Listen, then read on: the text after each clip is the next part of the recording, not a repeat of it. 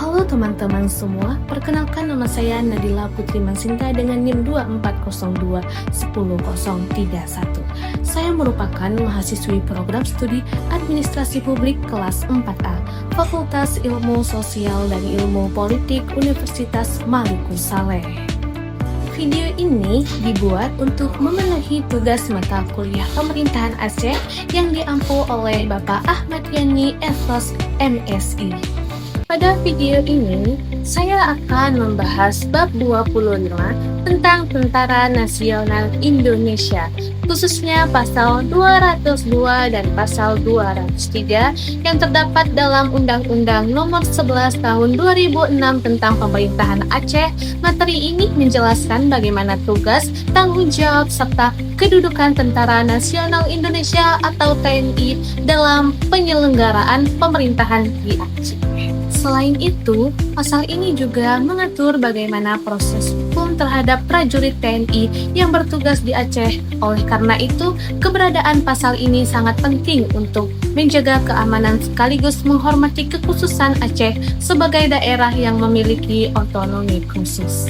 Sebelum masuk ke pembahasan pasal 202 dan pasal 203, terlebih dahulu saya akan menjelaskan secara singkat mengenai pengertian Tentara Nasional Indonesia atau TNI.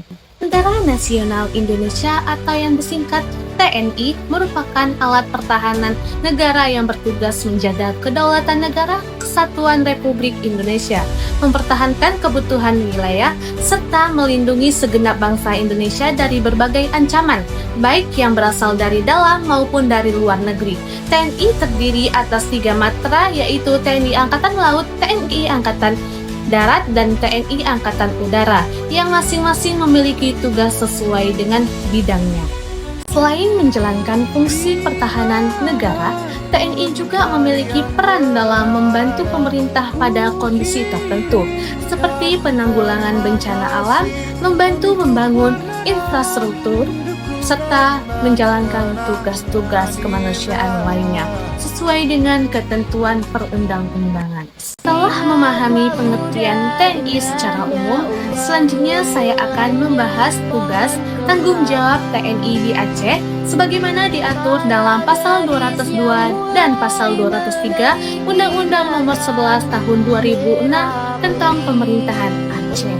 Baik, setelah memahami gambaran umum mengenai materi ini, sekarang saya akan memasuki ke pembahasan pasal 202. Pasal ini terdiri dari 4 ayat yang mengatur mengenai tugas dan tanggung jawab Tentara Nasional Indonesia di Aceh.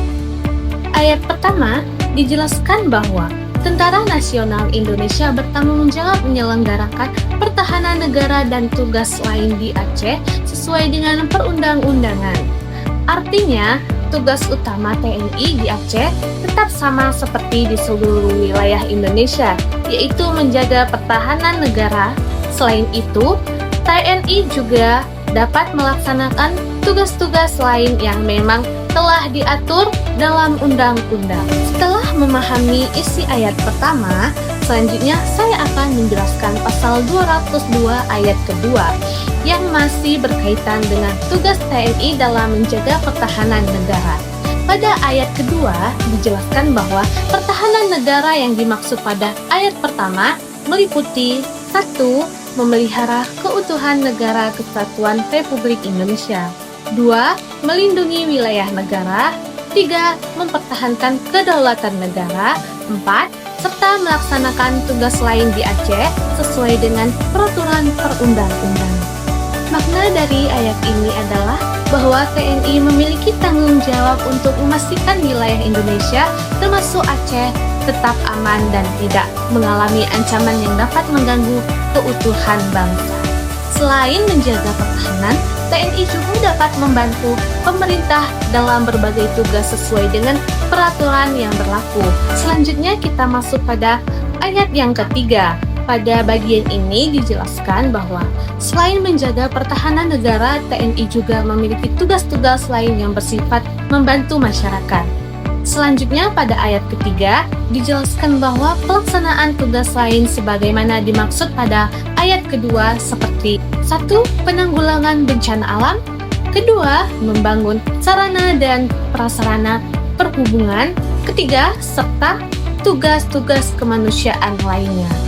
Dilaksanakan setelah berkonsultasi dengan Gubernur Aceh. Ayat ini memiliki makna yang sangat penting karena menunjukkan adanya kerjasama antara pemerintah pusat melalui TNI dengan pemerintah Aceh. Sebagai contohnya, apabila terjadi gempa bumi atau banjir besar di Aceh, TNI dapat membantu proses evakuasi korban, mendirikan tenda pengungsian, menyalurkan bantuan logistik, hingga membangun kembali fasilitas umum yang rusak. Namun, seluruh pelaksanaannya tersebut tetap dikoordinasikan dengan pemerintah Aceh. Selanjutnya, saya akan menjelaskan ayat terakhir pada pasal 202. Ayat ini menekankan bagaimana sikap dan harus dimiliki oleh setiap prajurit TNI selama bertugas di Aceh. Pada ayat keempat, dijelaskan bahwa prajurit TNI yang bertugas di Aceh tetap menjunjung tinggi prinsip-prinsip universal, hak asasi manusia, serta menghormati budaya dan adat istiadat Aceh. Ayat ini menegaskan bahwa dalam menjalankan tugasnya, prajurit TNI tidak hanya dituntut menjaga keamanan, tetapi juga harus menghormati masyarakat. Selain itu, TNI juga wajib menghormati budaya serta adat istiadat yang berlaku di Aceh. Hal ini penting karena Aceh memiliki kekhususan dalam bidang adat, budaya, dan pelaksanaan syariat Islam. Oleh sebab itu, setiap prajurit yang bertugas harus memahami serta menghargai nilai-nilai tersebut. Setelah selesai membahas seluruh isi pasal 202, berikut saya akan melanjutkan pembahasan mengenai pasal 203. Pasal ini terdiri dari 2 ayat yang mengatur mengenai proses hukum terhadap prajurit TNI di Aceh. Pada ayat pertama dijelaskan bahwa tindak pidana yang dilakukan oleh prajurit Tentara Nasional Indonesia di Aceh diadili sesuai dengan peraturan perundang-undangan. Artinya, apabila ada anggota TNI yang melakukan pelanggaran atau tindak pidana selama bertugas di Aceh, maka proses hukumnya dilakukan sesuai dengan aturan hukum yang berlaku di Indonesia. Tidak ada perlakuan khusus hanya karena bertugas di Aceh. Semua tetap mengikuti ketentuan hukum yang berlaku. Selanjutnya, saya akan menjelaskan ayat kedua yang merupakan ayat terakhir dalam pembahasan materi ini. Kemudian pada ayat kedua dijelaskan bahwa peradilan terhadap prajurit Tentara Nasional Indonesia dilakukan secara terbuka dan dapat dihadiri oleh masyarakat, kecuali apabila undang-undang menentukan lain. Makna dari ayat ini adalah bahwa proses peradilan terhadap anggota TNI pada dasarnya dilakukan secara transparan dengan adanya sidang yang terbuka. Masyarakat dapat mengetahui bahwa proses hukum berjalan secara adil dan tidak ada yang ditutupi. Namun demikian, terhadap pengecualian apabila terdapat ketentuan undang-undang yang mengharuskan persidangan dilakukan secara tertutup, misalnya berkaitan dengan rahasia negara atau alasan hukum lainnya. Demikian pemaparan yang dapat saya sampaikan mengenai bab 25 Tentara Nasional Indonesia, pasal 202 dan pasal 203. Terima kasih atas perhatiannya. Assalamualaikum warahmatullahi wabarakatuh.